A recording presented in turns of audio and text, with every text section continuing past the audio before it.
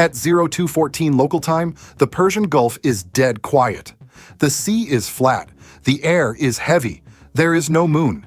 On board the USS Constellation, a guided missile destroyer cutting through the dark water at 18 knots, the Night Watch is running routine operations. Radar sweeping, systems humming, coffee going cold in the command center. This ship is not supposed to be here. 48 hours ago, she was rerouted. The original vessel, the USS Gettysburg, pulled north for an emergency resupply. The Constellation took her position without announcement. No press release, no public signal. A silent swap in the middle of a tense operational theater. Iran doesn't know that. At 0221, Petty Officer Marcus Webb is sitting at the AN/SPY-6 radar console when something blinks. A contact, small, fast, flying low. He blinks, looks again. Unidentified contact, bearing 287, range 34 nautical miles, altitude 200 feet. Think of the SPY-6 radar like a giant invisible net stretched across the sky. It can track hundreds of objects at the same time: jets, missiles, drones, even small boats. Nothing gets through that net without being seen. It is so sensitive, it can detect an object the size of a golf ball moving at 600 miles per hour. Right now, it is seeing something much bigger. Webb keys his headset. Officer of the deck, I've got a fast mover, low altitude, not squawking. No transponder signal, no identification, no flight plan. That means one thing: 30 miles to the northeast, two FA-18 Super Hornets from the USS Gerald R. Ford Carrier Strike Group are flying combat air patrol at 22,000 feet. Call signs: Viper 1 and Viper 2. Lieutenant Commander Jake Razor Harmon is in Viper 1. He has been airborne for 90 minutes. Fuel state is comfortable. Radar is clean. Then his earpiece crackles. Viper flight, this is Sentry. We have a track. Bearing 287 from Constellation. Speed 480 knots. Altitude inconsistent. Possible ASM. Tasking you now. ASM anti-ship missile. Harmon's hands tighten on the stick. Viper 1 copy, pushing south. Both jets bank hard left and push their throttles forward. The engines scream. G-force presses both pilots deep into their seats. Back on the Constellation, the Combat Information Center is fully awake now. Commander Diana Reyes, the ship's tactical action officer, is standing at the main display. The contact is now confirmed. Not one object, 3 objects, flying in a spread formation, low and fast. 3 inbound, bearing 285. Yan range 22 miles. Speed increasing. This is not a test. Iran has launched a strike package, 3 anti-ship cruise missiles, Iranian-built Noor missiles, sea-skimming weapons that fly just above the water to stay below radar. They work like a sprinting athlete that runs bent over, staying as low as possible to avoid being seen. They are deadly, they are fast, and they are aimed directly at this ship. The problem: Iran thinks this ship is someone else. General quarters, all hands man your battle stations. The alarm splits the silence of the Constellation like a blade. Every sailor is moving. Hatches slam shut. Watertight doors are sealed. The damage control teams race to their positions. The ship's close-in weapon system, the phalanx, rotates and activates automatically. Think of the phalanx like a robot guard dog. It uses its own radar to detect incoming missiles and fires 4,500 rounds per minute of depleted uranium bullets to destroy them. It doesn't need a human to pull the trigger. It sees the threat and it shoots automatically. But 3 missiles at once is a serious problem.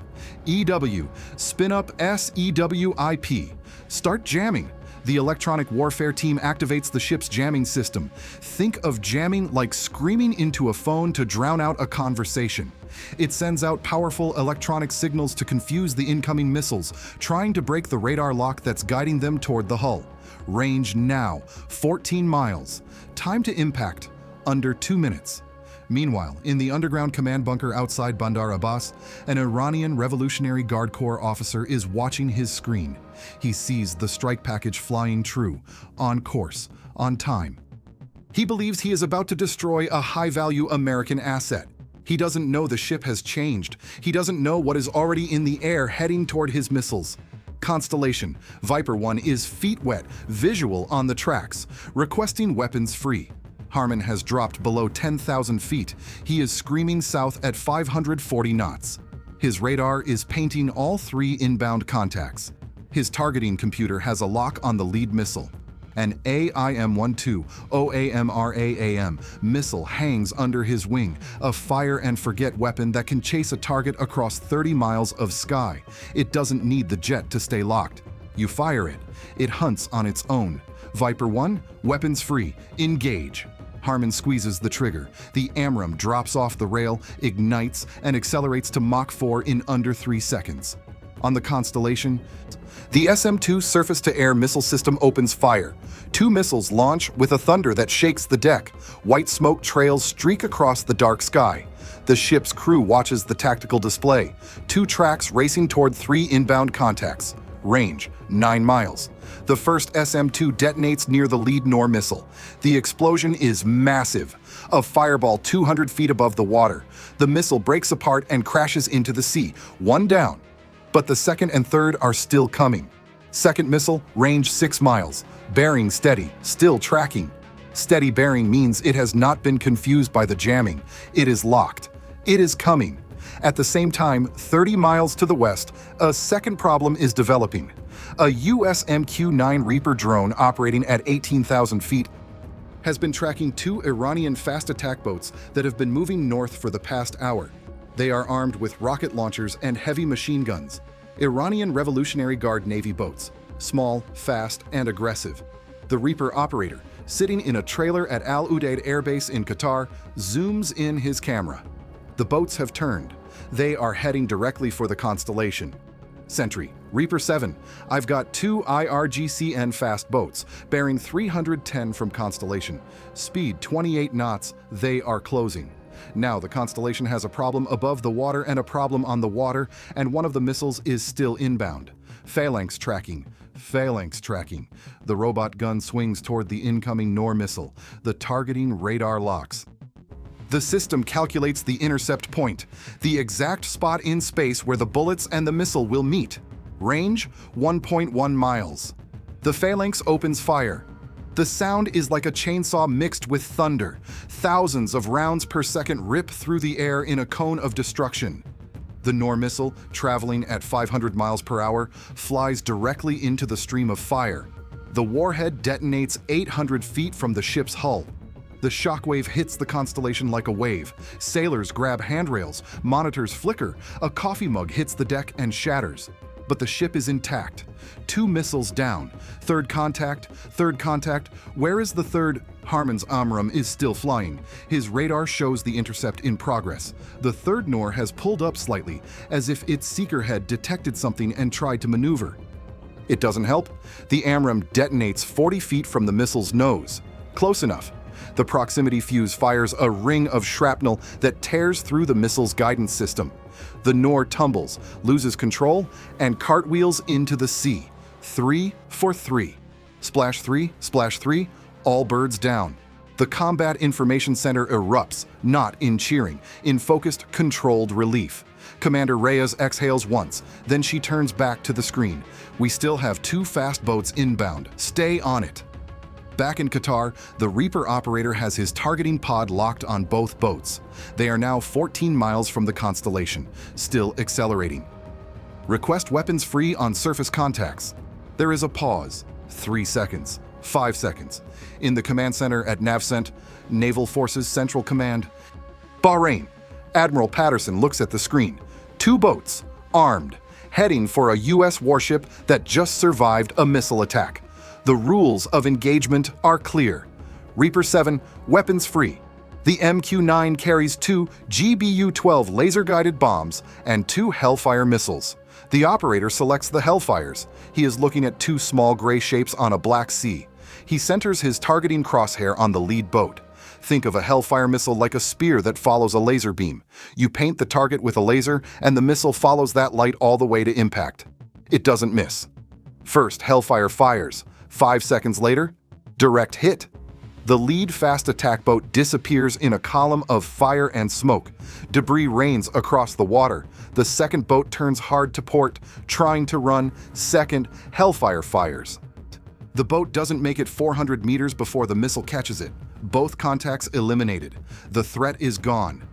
At 0304, 43 minutes after the first radar contact, the Constellation stands down from general quarters. The crew moves through the ship, checking systems, reporting damage. The blast from the third missile left minor shrapnel damage on the port side, 2 radar arrays knocked offline, a communications antenna bent. No casualties, no fires, no flooding. The ship is operational. Inside the Iranian command bunker, the IRGC officer is staring at a blank screen. 3 missiles launched, 3 missiles gone. No impact confirmation, no secondary explosion, no distress signal from the target. Then the intelligence begins to arrive. The ship that was hit. It wasn't the Gettysburg, it was the Constellation, a different destroyer. Better equipped, more recent radar, newer defense systems, a ship that shouldn't have been in that grid at all. Iran attacked the wrong ship, and now 2 of their fast attack boats are burning on the Persian Gulf. Meanwhile, Harman and Viper 2 are climbing back to altitude, heading north to rejoin the carrier. His fuel state is low, his heartbeat is finally coming down. Viper 2, how you doing? Alive. You? Same. That's the whole conversation. By 0400, the satellite footage is already being analyzed at the Pentagon. Every frame of the engagement, the missile launches, the intercepts, the boat strikes, captured in real time by a KH-13 reconnaissance satellite passing overhead. The assessment is brief and final. 3 Iranian cruise missiles launched, 3 destroyed before reaching target, 2 IRGCN surface vessels destroyed. 0 American casualties, 0 damage to mission capability. The Constellation remains on station, her course unchanged, her radar still sweeping. At 0423, the sun begins to rise over the Persian Gulf. The water turns from black to deep blue. The Constellation cuts through it without slowing down. Below deck, the damage control teams are already replacing the antenna. The radar techs are back online. The tactical action officer is filing her engagement report. On the bridge, a young officer looks out at the horizon and says nothing. The ship that Iran tried to destroy is still here, still watching, still ready. And somewhere beneath the surface, 40 miles to the south, a U.S. Virginia-class submarine has been listening to everything, tracking everything. Its weapons loaded, its crew silent. It was never detected. It never had to fire. But it was there the entire time. Iran made a mistake that night. Not just in targeting the wrong ship. The bigger mistake was believing the U.S. Navy could be surprised. Believing one strike package was enough. Believing the gap between missile launch and impact would be long enough to matter. It wasn't. The Constellation had 43 minutes from first radar contact to final engagement. She used every second.